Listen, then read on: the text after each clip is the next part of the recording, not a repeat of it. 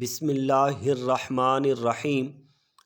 بہار شریعت حصہ اول کا درس چل رہا ہے۔ ایمان و کفر کا بیان چیپٹر سے عقیدہ نمبر 4 اور 5 بیان کیا جائے گا۔ عقیدہ نمبر 5 میں شرک کی تعریف بیان کی گئی ہے۔ اس کی ہم زیادہ وضاحت نہیں کریں گے کیونکہ اس پر ذات باری تعالیٰ کا بیان چیپٹر میں ہم تفصیلاً گفتگو کر چکے ہیں۔ فرمایا شرک کے معنی غیر خدا کو واجب الوجود یا مستحق عبادت جاننا، یعنی اللہ کے علاوہ کسی کو واجب الوجود یا مستحق عبادت جاننا، یعنی الوہیت میں دوسرے کو شریک کرنا، یہ شرک ہے۔ فرمایا اور یہ کفر کی سب سے بدتر قسم ہے۔ اس کے سوا کوئی بات اگرچہ کیسی ہی شدید کفر ہو حقیقتاً شرک نہیں، یعنی شرک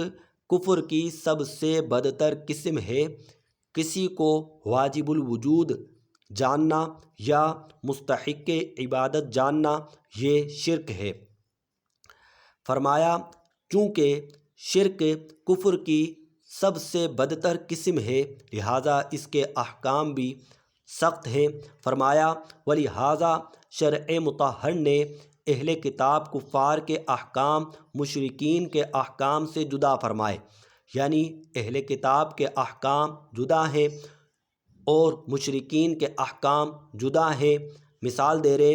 کتابی کا ذبیحہ حلال، مشرک کا مردار، یعنی اگر کوئی عیسائی یا یہودی جانور ذبح کرتا ہے تو وہ ذبیحہ حلال ہے، وہ جانور حلال ہے، لیکن مشرک کا مردار۔ آگے فرمایا کتابیہ سے نکاح ہو سکتا ہے، مشرکہ سے نہیں ہو سکتا، یعنی کتابی عورت سے تو مرد نکاح کر سکتا ہے، عیسائی خاتون سے یا یہودی خاتون سے نکاح ہو سکتا ہے، لیکن مشرکہ سے نکاح نہیں ہو سکتا، چونکہ شرک کفر کی سب سے بدتر قسم ہے۔ لہٰذا مشرک کے احکام عام کافر سے زیادہ سخت ہیں۔ آگے فرمایا امام شافعی کے نزدیک کتابی سے جزیہ لیا جائے گا، مشرک سے نہ لیا جائے گا، یعنی یہ امام شافعی رحمۃ اللہ تعالی علیہ کا موقف ہے کہ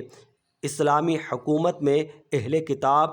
یعنی عیسائیوں اور یہودیوں سے تو سالانہ ٹیکس لیا جائے گا، لیکن مشرکوں سے یہ ٹیکس نہیں لیا جائے گا، ان کے احکام سخت ہیں۔ آگے فرمایا اور کبھی شرک بول کر مطلق کفر مراد لیا جاتا ہے۔ یہ جو قرآن عظیم میں فرمایا کہ شرک نہ بخشا جائے گا، قرآن پاک نے بتایا کہ شرک نہ بخشا جائے گا، تو بتا رہے ہیں وہ اس معنی پر ہے، یعنی اصلاً کسی کفر کی مغفرت نہ ہوگی، باقی سب گناہ اللہ تبارک و تعالیٰ کی مشیت پر ہیں، جسے چاہے بخش دے۔ یعنی کبھی شرک بول کر کفر مراد ہوتا ہے، جیسے کہ قرآن مجید فرقان حمید کی اس آیت مبارکہ میں کہ شرک نہ بخشا جائے گا، یہاں پر شرک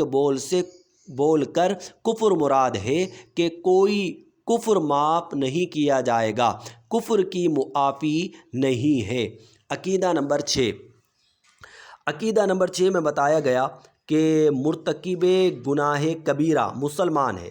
یعنی اگر کوئی گناہ کرتا ہے تو ایسا نہیں کہ گناہ کی وجہ سے دائرہ اسلام سے خارج ہو جائے گا، جیسا کہ خوارج کا عقیدہ ہے کہ بندہ اگر گناہ کبیرہ کا مرتکب ہو تو وہ دائرہ اسلام سے خارج ہو جاتا ہے، کافر ہو جاتا ہے،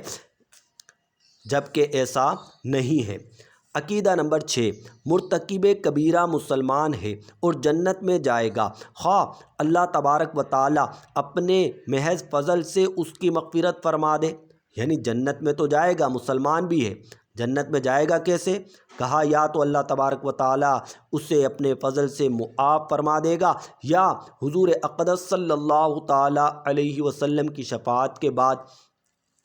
یا اپنے کیے کی کچھ سزا پا کر اس کے بعد کبھی جنت سے نہ نکلے گا، یعنی مرتکب کبیرہ بھی جنت میں جائے گا، یا تو اللہ تبارک و تعالیٰ اسے معاف فرما دے گا، یا نبی مکرم صلی اللہ علیہ وسلم کی شفاعت سے اس کی بخشش ہو جائے گی، یا وہ اپنے کیے کی سزا پانے کے بعد جنت میں جائے گا، اور جب جنت میں جائے گا تو ہمیشہ جنت ہی میں رہے گا۔ مسئلہ، جو کسی کافر کے لیے اس کے مرنے کے بعد مغفرت کی دعا کرے، کافر تو جہنمی ہے نا، لیکن کسی کافر کے لیے اس کے مرنے کے بعد دعا کرے کہ اے اللہ اسے جنت عطا فرما، کافر کے لیے مغفرت کی دعا کرے اے اللہ اسے معاف فرما دے، فرمایا یا کسی مرتد کو مرحوم یا مغفور، یعنی کسی مرتد کہتے ہیں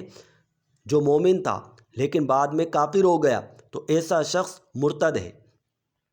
اب مرتد مر گیا ہے، اسے کہتا ہے مرحوم، رحم کیا ہوا، یا مغفور کہہ رہا ہے یعنی بخشا ہوا، یا کسی مردہ ہندو کو جنتی کہے، وہ خود کافر ہے، یعنی کسی کافر کے لیے دعائے مغفرت کرنا یا کسی کافر کو جنتی کہنا یہ کفر ہے، کیونکہ قرآن سے ثابت ہے کہ کوئی کافر جنت میں نہیں جائے گا۔ وآخر دعوانا ان الحمد للہ رب العالمین۔